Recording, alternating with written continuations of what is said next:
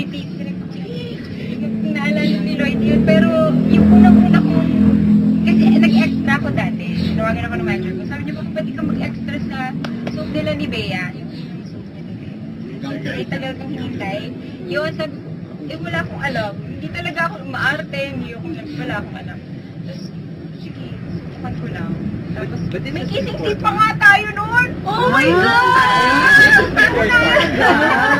Kasi ang hirap ko sa show na yun, parang every taping din MMK episode ang ginagawa ko, kaya iba rin, masyadong complex yung show. Hanapin ko yun sa TV. Iba yung tsura ko mahabang, maitim na mahabang ko. Medyo morena. Ngayon kasi mapuwi na ako.